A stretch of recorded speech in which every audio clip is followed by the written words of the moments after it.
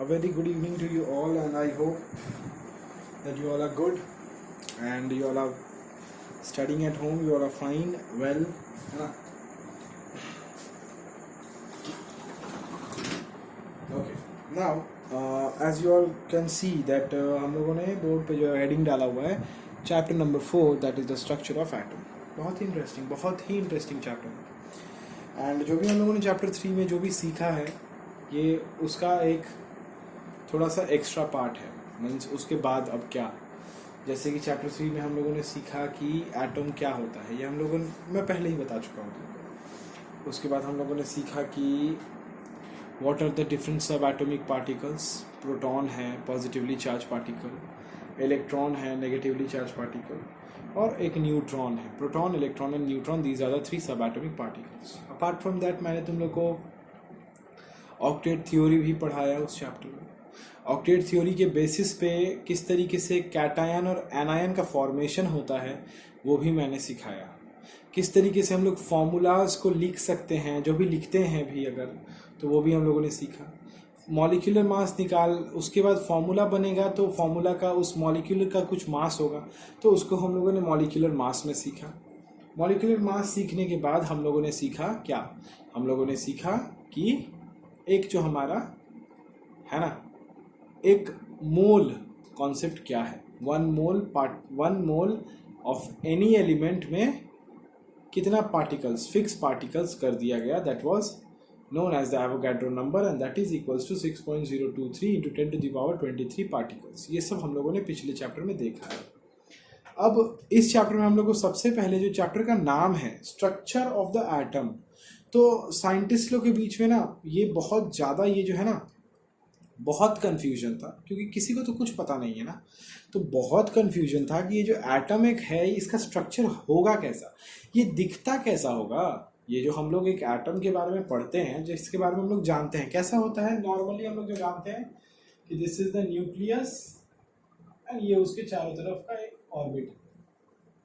इस ऑर्बिट पे क्या है, इलेक्ट्रॉन्स. 3 4 5 6 7 8 है ना. ये हम लोग को पता है, these are the electrons. This is orbit या फिर shell, and this is your nucleus. And nucleus के अंदर कौन है, प्रोटॉन्स एंड न्यूट्रॉन्स. ये सब हम लोग जानते हैं. लेकिन ये जो स्ट्रक्चर हम लोग को एटम का मिला है ना अभी, जिसको हम लोग पढ़ते हैं, ये डायरेक्टली एक ही बार में हम लोग को नहीं पता चल गया था कि एक एटम ऐसा ही होता है ना. ऑब्वियसली कभी भी ऐसा नहीं होता. जिस चीज़ के बारे में तुमको कोई आइडिया नहीं है, इसके बारे में साइंटिस्ट लोगों ने बहुत रिसर्च किया, बहुत सारे थ्योरीज दिए हैं, अलग अलग थ्योरीज बहुत सारे आए, जिसमें से कुछ थ्योरीज को हम लोग को पढ़ना है. एंड बहुत सारे मॉडल्स प्रपोज किए गए बहुत सारे साइंटिस्ट के द्वारा. Many scientist proposed many models कि एक एटम ऐसा हो सकता है, एटम वैसा हो सकता है, atom can be like this like that, ऐसा वैसा अगरम बगरम. मीन्स जो भी जैसा भी रिसर्च करता उसके बेसिस पे कुछ ना कुछ वो बोलता. तो ये हम लोग का जो अभी आज के रेट पे, मीन्स जो तुम लोग पढ़ रहे हो जिस लेवल पे, तो उस लेवल पे this is the accepted structure. Actually ऐसा भी नहीं होता है जो कि तुम लोग बाद में जाके पढ़ोगे कि 11-12 में पढ़ोगे कि ना एक्चुअली एटम तो ऐसा भी नहीं है. लेकिन अप टू क्लास 10 तुम लोग को ये एटम का स्ट्रक्चर पढ़ना है. यही ऐसा स्ट्रक्चर होता है एटम का, यही मान के चलना है तुम लोग को. तो ये जो स्ट्रक्चर है एटम का, तो ऐसा ही स्ट्रक्चर होता है एटम का. ये हमको कैसे पता चला, ऑब्वियसली कोई साइंटिस्ट लोगों ने बताया है ना. तो बहुत सारे साइंटिस्ट ने बहुत सारा थ्योरी दिया एटम के स्ट्रक्चर को लेके. तो उस सारे थ्योरीज में हम लोग को सब थ्योरीज तो नहीं पढ़ेंगे, हम लोग कुछ थ्योरीज पढ़ेंगे जो कि हमारे लिए इंपॉर्टेंट होगा. समझ गए, हम लोग कुछ थ्योरीज पढ़ेंगे जो कि हमारे लिए इंपॉर्टेंट होगा. ठीक है, तो उसमें देखो अब क्या हम लोग के लिए इंपॉर्टेंट है और हम लोग क्या क्या पढ़ेंगे. तो एटम कैसा हो सकता है उसके लिए एक एटॉमिक थ्योरी अलग अलग साइंटिस्ट ने दिया. तो सबसे पहले जिसने अपना एटॉमिक मॉडल सामने लेके आया कि हमको लगता है कि एटम ऐसा होगा शायद, तो उस साइंटिस्ट का नाम था जे थॉमसन. उस साइंटिस्ट का नाम था जे थॉमसन.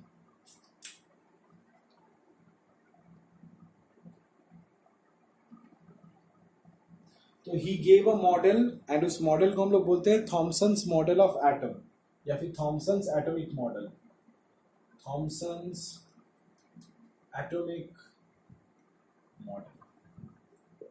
अभी द क्वेश्चन इज कि what is Thomson's atomic model. Thomson ने अपने मॉडल में क्या बोला, वो एक मॉडल प्रपोज किया सबके सामने कि ये एक ऐसा मॉडल बना के दिया, बोला कि ये जो मॉडल आपको दिख रहा है ना, ऐसा ही एक एटम होता है। तो वो क्या बताया, कैसे बताया, आओ उसको थोड़ा डिस्कस कर लेते हैं। तो इसके मॉडल को, थॉमसन्स एटॉमिक मॉडल को हम लोग दूसरे नाम से जानते हैं, वाटरमेलन मॉडल भी जानते हैं, या फिर हम लोग इसको प्लम पुडिंग केक मॉडल भी जानते हैं। इसका दूसरा भी नाम है watermelon method model, watermelon model, watermelon model, या फिर प्लम पुडिंग केक मॉडल। अब द क्वेश्चन इज कि इसको वाटरमेलन मॉडल या फिर थॉमसन्स एटॉमिक मॉडल जो भी था, वो इसको क्यों बोला गया, है ना। तो वो इसको इसीलिए बोला गया क्योंकि ये बोला कि, मैं तुमको दिखाता हूँ अभी क्या बोला। ये बोला कि ये एक एटम है, ये एक एटम है जो कि एक वाटरमेलन जैसा है। वाटरमेलन को अगर हम लोग लेके हाफ उसको स्लाइस कर दें तो उसका दो पार्ट हो जाता है ना ऐसा। तो उसका जो एक वाला जो पार्ट बचता है एकदम फ्लैट वाला पार्ट, तो वो ऐसे खड़ा है, वो जो कि पूरा रेड रेड जैसा दिखता है, पूरा वाटरमेलन एकदम रेड है, एंड उसके बीच में black black black black black black dots है जो कि उसको सीड्स होता है। तो ये भी बोला जे थॉमसन की ये जो पूरा दिख रहा है ना, ये मेरे को, ये मेरा एटम है। इस एटम के अंदर पूरा का पूरा जो अंदर है पूरा पॉजिटिव स्फीयर है, ये पूरा भरा हुआ है अंदर, पूरा ऐसे ऐसे पूरा, इसके अंदर कुछ कुछ डॉट्स हैं।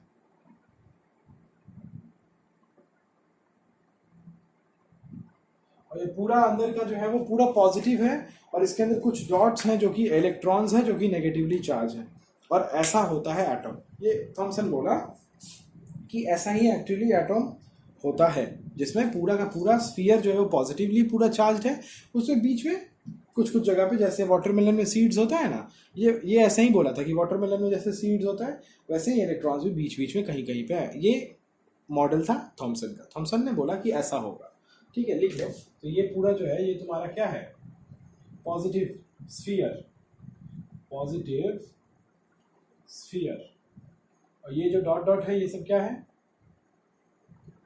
Electrons, negative charge. इसने बोला कि एक एटम होगा वाटरमेलन के जैसा, और एटम, वाटरमेलन का जो पूरा रेडिश पार्ट जो कि पूरा वो हो जाएगा positive part of the atom, and watermelon में जो सीड्स होते हैं डॉट डॉट डॉट डॉट, वो होगा negatively charge, that is the electrons. ऐसा ही बोला, अच्छी बात है।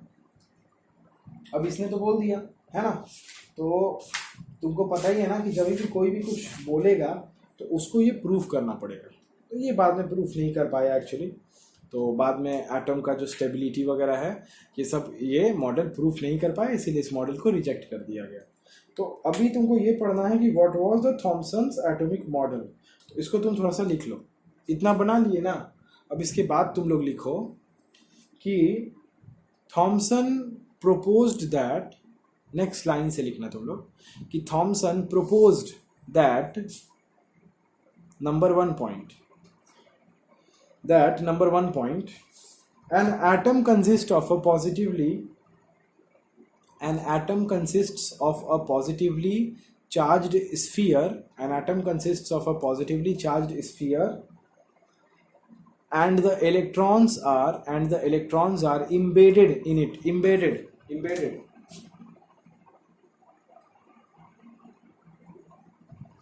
and the electrons are embedded in it। ये था फर्स्ट पॉइंट।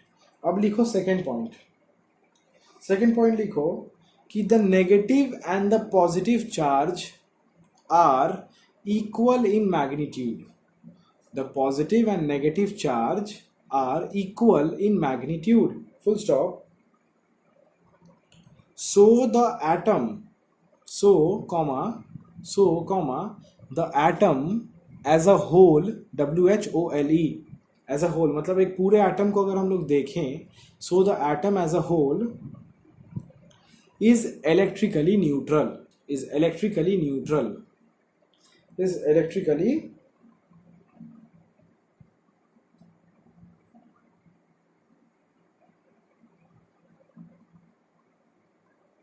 न्यूट्रल। ठीक है, ओके। इसके जो ऑब्वियसली तुम जानते ही हो कि इसका जो मॉडल प्रपोज किया है वैसा मॉडल तो हम लोग देखते नहीं है, तो ऑब्वियस सा बात है कि इसके मॉडल को रिजेक्ट कर दिया गया था। लेकिन इसके मॉडल का एक बहुत ही अच्छा बात था, पॉजिटिव पॉइंट था एक इसके मॉडल में, कि इसने एक बात बताया जो कि सच है, आज भी सच है, एंड आई होप कि वो फ्यूचर में भी शायद सच ही रहेगा। बाकी तो केमिस्ट्री का कोई ठिकाना नहीं है, because nature is changing day by day, and that is why the study of nature is also changing. तो केमिस्ट्री कब किसका चेंज हो जाए पता नहीं, लेकिन फिर भी एक बात जो इसने बताया था जो कि बहुत ही ज़्यादा ट्रू था, which was very much true, it was that कि the number of positive charges and the number of negative charges, है ना, मीन्स पॉजिटिव चार्ज और negative charge will be equal always in a atom, means the atom will be a neutral species, atom हमेशा neutral होगा। तो ये एक इसके theory का, इसके मॉडल का एक इम्पॉर्टेंट पॉइंट था जो कि तुम लोग लिख सकते हो कि ये एक इसके मॉडल का, थॉमसन्स मॉडल का ये एक बहुत ही इम्पॉर्टेंट पॉजिटिव साइड था, जो कि ये इसने बोला कि क्या, इसने ये बोला कि एक एटम हमेशा न्यूट्रल होगा। ये बहुत इंपॉर्टेंट है, अच्छी बात है। अब जब साइंटिस्ट लोग रिसर्च वगैरह किए, एक्सपेरिमेंट वगैरह किए, तो देखें कि नहीं, इसका जो भी बात है वो सब फुलफिल नहीं हो पा रहा है, तो इसके मॉडल को रिजेक्ट कर दिया गया। अब जब इसके मॉडल को रिजेक्ट किया गया तो दूसरा एक साइंटिस्ट आया अपना मॉडल लेके सामने, और उस साइंटिस्ट का नाम है क्या, उस साइंटिस्ट का नाम है अर्नेस्ट रदरफोर्ड, जिसको हम लोग पढ़ेंगे रदरफोर्ड्स मॉडल ऑफ एटम। ये बड़ा फेमस आदमी, बहुत फेमस आदमी है, ये बहुत ही फेमस आदमी है। तो इसके बारे में हम लोग पढ़ेंगे कि रदरफोर्ड का मॉडल जो था वो क्या था, उसने क्या एक्सपेरिमेंट किया, उसने एक्सपेरिमेंट को कुछ एक्सपेरिमेंट किया था। तो ये जानने के लिए कि एटम कैसा दिखता होगा इसके लिए, और फिर उसने क्या एक्सपेरिमेंट किया, कैसे एक्सपेरिमेंट किया, उसको क्या रिजल्ट मिला था अपने एक्सपेरिमेंट से, उसने उस एक्सपेरिमेंट से क्या कंक्लूजन निकाला, ये सब कुछ हम लोग को डिस्कस करना है अभी। ठीक है, चलो, तो यहाँ तक लिख लिए। अब तुम लोग नेक्स्ट हेडिंग डालो, Rutherford's model of atom. Thomson का लिख लिए, अब लिखो रदरफोर्ड्स मॉडल ऑफ एटम।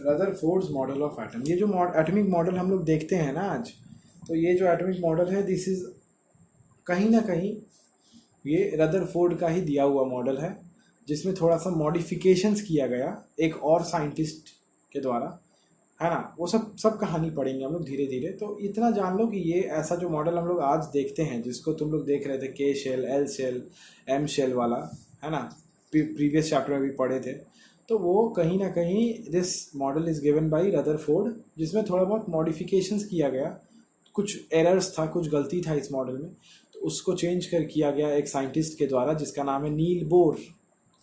तो फिर वहाँ से हम लोग देखते हैं जो भी आज हम लोग देख रहे हैं। तो कहीं ना कहीं ऐसा जो स्ट्रक्चर है एटम का जो कि हम लोग पढ़ते हैं, वो रदरफोर्ड का ही दिया हुआ है, रदरफोर्ड ने ही उसका आइडिया दिया है।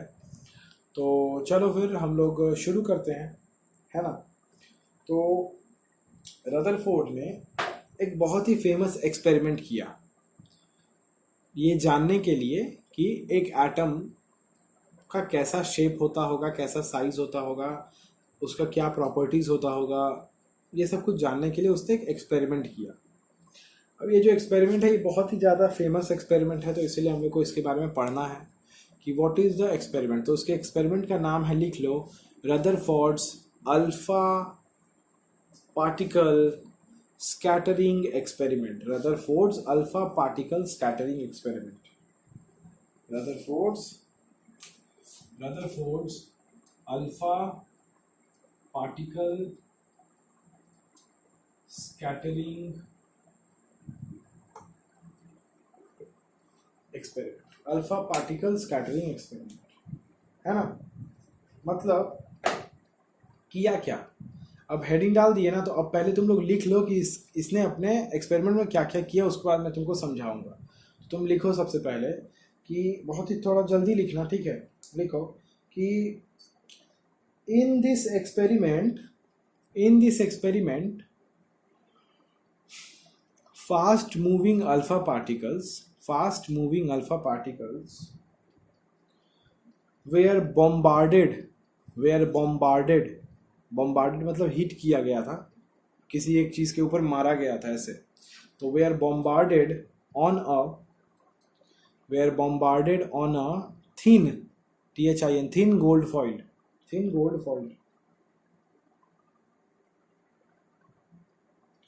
ठीक है। अभी क्वेश्चन ये पूछा जा सकता है कि सर उसने अपने एक्सपेरिमेंट में गोल्ड फॉइल ही क्यों लिया। मीन्स तुम लोग पूछ सकते हो, तुम लोग का अधिकार है। सर उसने सिल्वर फॉइल क्यों नहीं लिया, उसने आयरन का फॉइल क्यों नहीं लिया, उसने एल्यूमिनियम का फॉइल क्यों नहीं लिया। तो अगर तुम लोग लिखना चाहो तो मैं रीज़न बता देता हूँ, तुम लोग लिख सकते हो कि ही सिलेक्टेड, लिख लो he selected a gold foil because he wanted as thin a layer as possible, जितना पतला लेयर बना सकते हैं उतना पतला बनाना था इसको, और इसीलिए इसने गोल्ड को यूज़ किया, क्योंकि गोल्ड डक्टाइल और मेलिएबल होता है, पता है ना, it can be beaten into thin sheets. तो बहुत ही पतला सा लेयर, थिन लेयर का इसने शीट बनाया। तो he wanted as thin a layer as possible, full stop, इसीलिए उसने गोल्ड फॉइल यूज किया। अच्छा, अब सेकंड थिंग है कि तुम लोग बोलोगे कि सर अल्फा पार्टिकल्स ये क्या है सर, मतलब समझ में नहीं आया सर, अल्फा पार्टिकल्स क्या है सर। तो मैं तुमको बोलूँगा कि तुम लोग ये भी जान लो कि व्हाट इज़ अल्फा पार्टिकल्स। तो अल्फा पार्टिकल्स कुछ नहीं है, it is a kind of रे, it is a kind of radiation. Alpha particle is a radiation, okay, which is emitted, जिसको हम लोगों ने एक रेडिएशन जो है वो निकाला था एक ऑब्जेक्ट से, और उस रेडिएशंस को मैंने थिन गोल्ड फॉइल के ऊपर हिट करवाया था। या तो तुम अल्फा पार्टिकल लिख सकते हो, नहीं तो तुम हीलियम जानते हो ना, हीलियम, हाइड्रोजन, हीलियम, लिथियम। तो वो जो हीलियम है, हीलियम से निकलने वाला जो रे होता है, क्योंकि हीलियम एक रेडियो एक्टिव एलिमेंट है, तो हीलियम से जो निकलने वाला रेज है वो है अल्फा रेज। तो या तो तुम अल्फा रे लिखो, नहीं तो तुम हीलियम रे लिखो, दोनों का बात एक ही होगा, ठीक है। तो अगर मैं तुमको लिख देता हूँ कि अल्फा पार्टिकल्स भी अगर तुमको लिखना है तो कैसे लिखोगे, एंड हीलियम पार्टिकल्स भी लिखना है तो कैसे लिखोगे, दोनों ही लिख सकते हो, कोई दिक्कत नहीं है। अल्फा पार्टिकल्स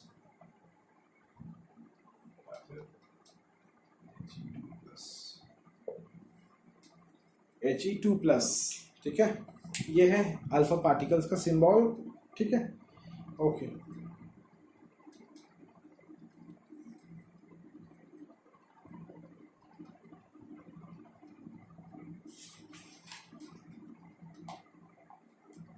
अब इसने क्या किया, इसने थिन गोल्ड फॉइल वगैरह अरेंज किया, इसने एक मशीन लाया जिसमें से ये मशीन से एक फॉइल रखा हुआ है ऐसे सामने, इस फॉइल के ऊपर यहाँ से रेज को ये देगा, एंड वो फिर देखेगा कि वो रेज जो जा रहा है वो डिफ्लेक्ट कर रहा है कि नहीं, रिफ्लेक्ट कर रहा है कि डेविएट हो रहा है ऐसे ऐसे, या फिर सीधा निकल जा रहा है, ये सब वो ऑब्जर्व करेगा और इससे वो कुछ कंक्लूजन पे आएगा। तो अब हम लोग ये देखते हैं कि उसने, है ना, क्या ऑब्जर्व किया, उसने क्या ऑब्जर्व किया।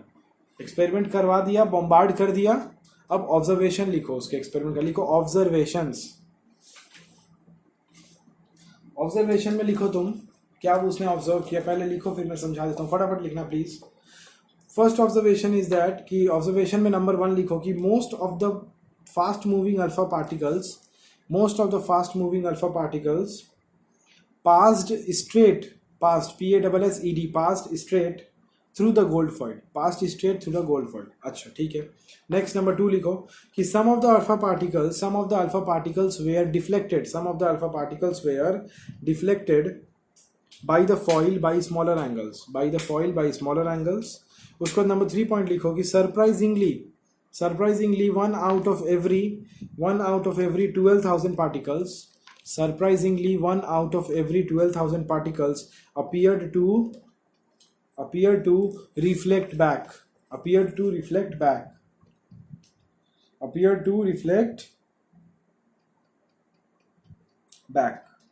ठीक है, मतलब क्या हुआ देखो, मतलब ये हुआ कि ये मेरा गोल्ड थिन फॉइल था, अब इससे पार्टिकल्स जा रहा है तो मैक्सिमम पार्टिकल्स ऐसे ऐसे पास कर गए,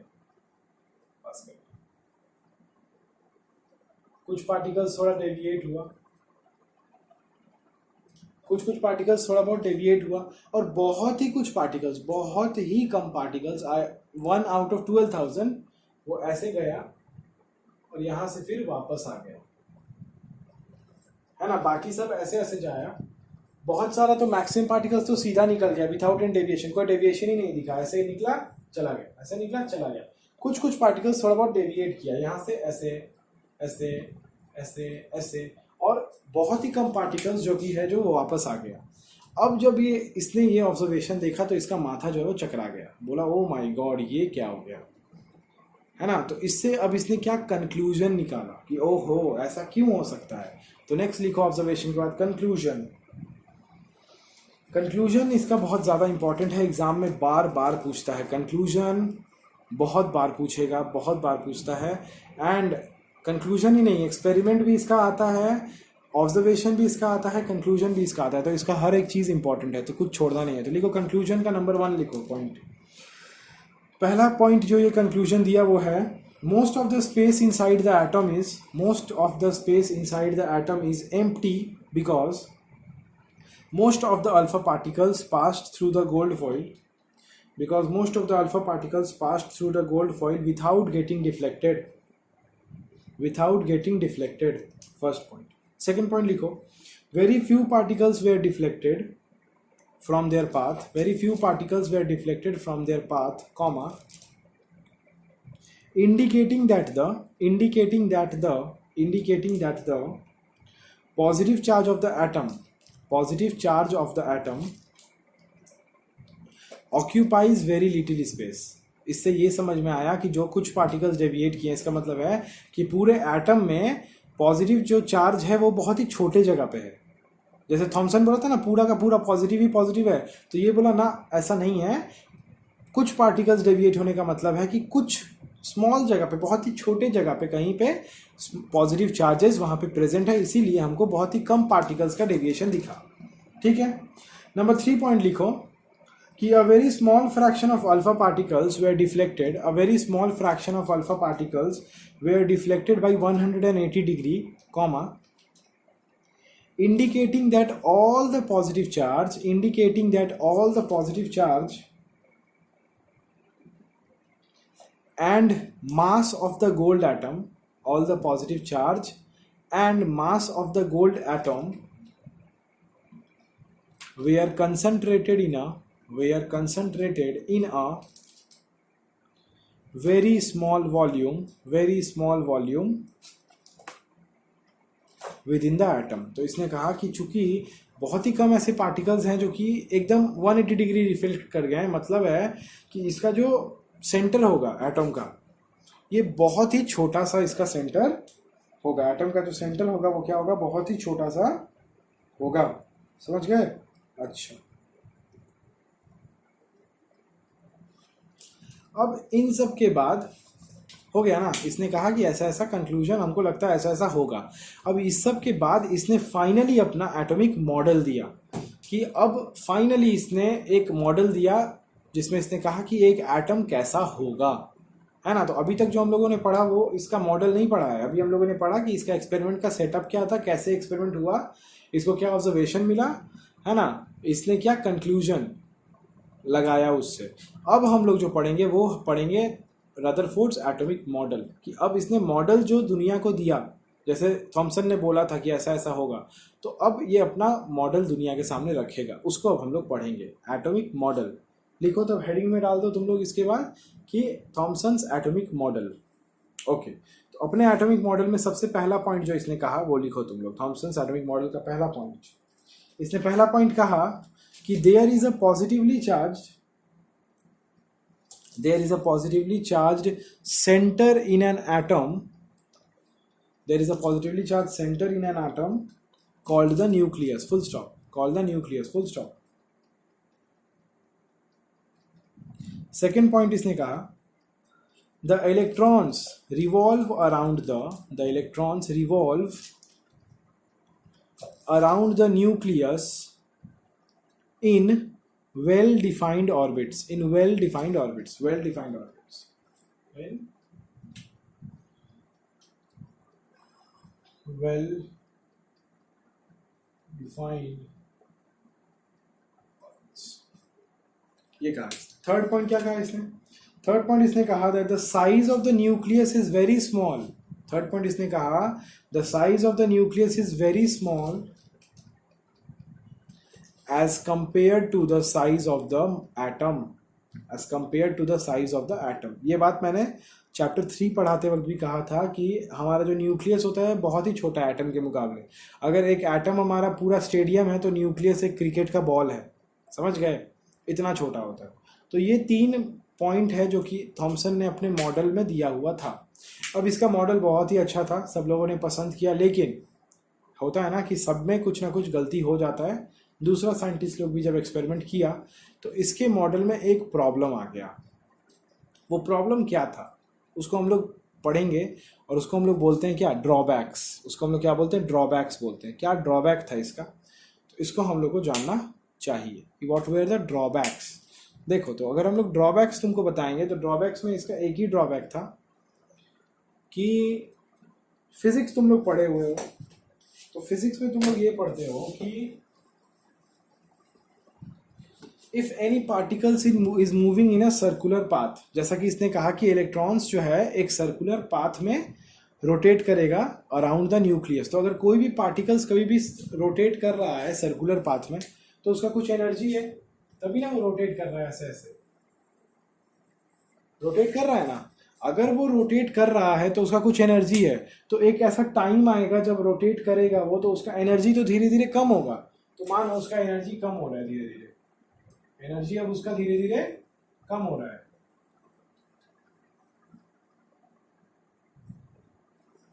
कम होते कम होते होते होते होते होते होते एक दिन ऐसा आएगा जब उसका एनर्जी एकदम कम हो जाएगा और वो इलेक्ट्रॉन्स घूमते घूमते घूमते घूमते घूमते घूमते आके कहाँ चला जाएगा? न्यूक्लियस के अंदर वो इलेक्ट्रॉन्स घुस जाएगा.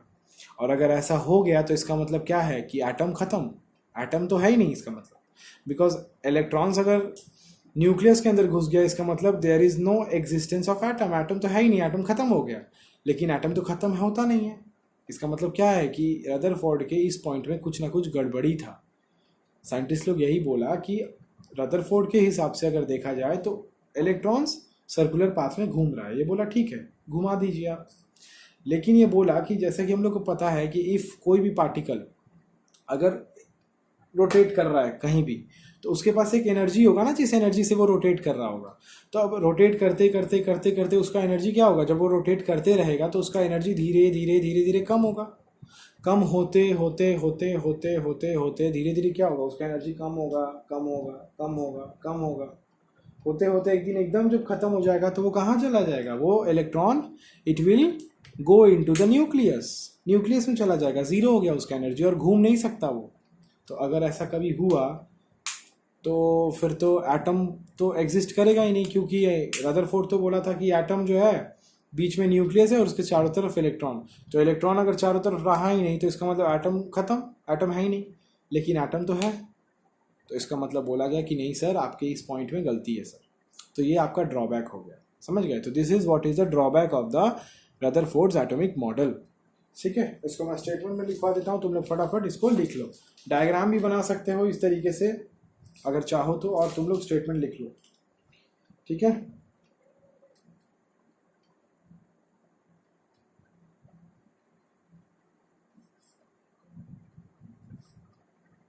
मैं तुमको बता देता हूँ, तुम लोग के बुक में मिलेगा हेडिंग जहाँ पे तुम लोग ड्रॉबैक्स लिख सकते हो. मैं लिखवाऊंगा तो बस वही बात है, फ़ायदा नहीं है.